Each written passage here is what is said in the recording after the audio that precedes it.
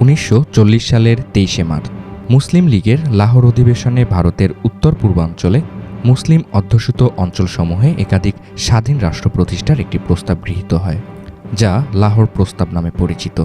এই প্রস্তাব উপস্থাপিত হওয়ার সাথে সাথে হিন্দু, মুসলমান ও কংগ্রেস নেতাদের মধ্যে বিরূপ প্রতিক্রিয়া দেখা দেয়। কোনো এক পর্যায়ে লাহোর প্রস্তাব পাকিস্তান প্রস্তাবের রূপ নেয়। এই ভিডিওতে জানতে পারবেন লাহোর প্রস্তাবের মাধ্যমে বাংলাদেশের মুসলমানদের মধ্যে প্রতিক্রিয়া, অস্পষ্টতা ও সীমাবদ্ধতা, লাহোর প্রস্তাবের ফলাফল এবং লাহোর প্রস্তাবের মাধ্যমে কিভাবে পাকিস্তান রাষ্ট্রের জন্ম হয়েছিল তার ইতিহাস। সো হ্যালো, আমি Yasin Shoaib, welcome to my channel. আপনি যদি আমার এই চ্যানেলে নতুন হয়ে থাকেন, চ্যানেলটিকে সাবস্ক্রাইব করার জন্য অনুরোধ করছি। কংগ্রেস ও হিন্দু নেতাদের মধ্যে লাহোর প্রস্তাবের বিরুদ্ধে তীব্র প্রতিক্রিয়া দেখা দেয়। এই প্রস্তাবের সমালোচনা করে মহাত্মা গান্ধী বলেন, যদি আমরা জিন্নার অভিমত গ্রহণ করি তাহলে বাংলাদেশ ও পাঞ্জাবের মুসলমানেরা দুটি স্বতন্ত্র ও পৃথক জাতি হয়ে পড়বে, এবং একই সাথে মহাত্মা গান্ধী ভারত বিভাগকে পাপ কাজ বলে মন্তব্য করেন। কংগ্রেস সভাপতি জওহরলাল নেহেরু মুসলমানদের স্বতন্ত্র ও স্বাধীন আবাসভূমি গঠন অবান্তর বলে মন্তব্য করেন।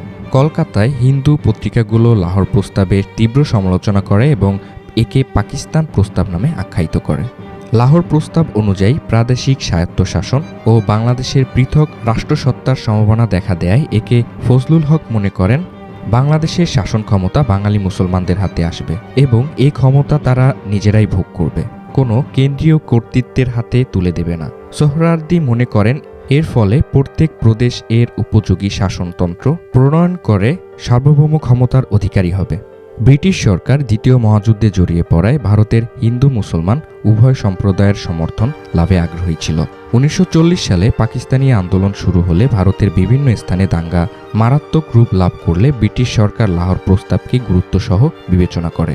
এর ফলে ব্রিটিশ সরকার বুঝতে পারে যে ভারতীয় মুসলমান সম্প্রদায়ের তথা মুসলিম লীগের সম্মতি ছাড়া ভারতবর্ষের শাসনতান্ত্রিক কোনো সিদ্ধান্ত নেওয়া সম্ভব নয়।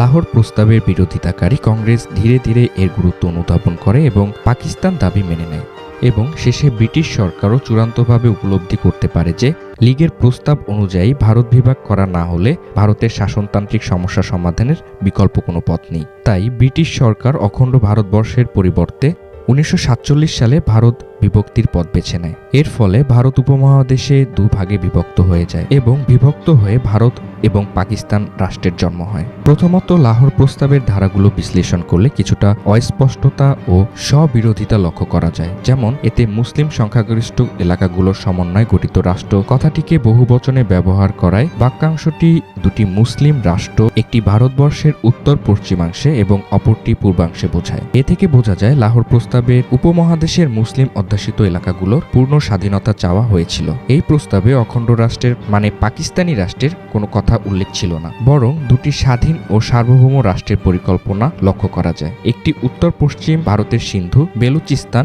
পাঞ্জাব সীমান্ত প্রদেশ ও কাশ্মীর নিয়ে, অপরটি উত্তর পূর্ব ভারতের বাংলাদেশ ও আসামের সমন্বয়। এই দুটি রাষ্ট্রের অন্তর্গত প্রদেশগুলো স্বায়ত্তশাসিত হবে, কিন্তু কায়েমি, স্বার্থবাদী ও ক্ষমতালিপ্সু গোষ্ঠী এই সত্য কথাটির অবমাননা করে 1946 সালে দিল্লিতে অনুষ্ঠিত এক অখণ্ড পাকিস্তানের পক্ষে প্রস্তাব গ্রহণ করে। খোদ জিন্না রাষ্ট্রের এ বহুত্ববোধক শব্দটিকে অসাবধানতা প্রসূত ও ছাপার ভুল বলে উল্লেখ করেন এবং একটি অখণ্ড রাষ্ট্রের পক্ষে অভিমত প্রকাশ করেন। লাহোর প্রস্তাবের উপর ভিত্তি করে মুসলিম লীগ আনুষ্ঠানিকভাবে শাসনতান্ত্রিক সমস্যার সমাধান হিসাবে হিন্দু ও মুসলিম এই দুই ভাগে ভারতবর্ষকে ভাগ করার নীতি গ্রহণ করে। 1940 সালে লাহোর প্রস্তাব গৃহীত হলে ভারতীয় মুসলমান নেতৃবর্গ মনস্থির করেন এবং লাহোর প্রস্তাবের ভিত্তিতে পাকিস্তান কায়েম করার জন্য বদ্ধপরিকর হয়ে ওঠেন। এরই ভিত্তিতে 1947 সালে ভারত স্বাধীনতা আইন প্রণীত হলে ভারত ও পাকিস্তান এই দুটি স্বাধীন রাষ্ট্রের জন্ম হয়। লাহোর প্রস্তাবের ভিত্তি ছিল দ্বিজাতি তত্ত্ব এবং দ্বিজাতি তত্ত্ব পাকিস্তানের জন্ম দেয়। শুধু তাই নয়, লাহোর প্রস্তাবের মাধ্যমে বাংলাদেশের বীজ নিহিত হয়েছিল। বাংলাদেশের জন্ম হয় স্বায়ত্তশাসন আন্দোলনের ভিত্তিতে এবং স্বায়ত্তশাসনের কেন্দ্রবিন্দু ছিল লাহোর প্রস্তাব। কিন্তু পাকিস্তানি শাসক চক্র বাংলাদেশকে স্বায়ত্তশাসন প্রদান না করায় দীর্ঘদিন যাবৎ বাঙালি গণমনে অসন্তোষ ধুমায়িত হয় এবং তারই প্রতিক্রিয়া স্বরূপ 1971 সালে বাংলাদেশের স্বাধীনতা হয়। যাই হোক, এই বিষয়গুলো নিয়ে অন্য কোনো ভিডিওতে আলোচনা করার চেষ্টা করব। মূল লাহোর প্রস্তাবে প্রস্তাবে ভারতবর্ষের উত্তর, পশ্চিম এবং পূর্বাঞ্চলের মুসলিম সংখ্যাগরিষ্ঠ অঞ্চলগুলোকে নিয়ে একটি একাধিক স্বাধীন রাষ্ট্র গঠনের কথা বলা হয়েছিল। এই প্রস্তাবের কোথাও একটি মুসলিম রাষ্ট্রের কিংবা পাকিস্তান শব্দের উল্লেখ ছিল না। কিন্তু এই প্রস্তাব গ্রহণের পরদিন কংগ্রেস প্রভাবাধীন পত্রপত্রিকাগুলো পাকিস্তান প্রস্তাব শিরোনামে লীগের প্রস্তাবের দাওয়া প্রকাশ করে।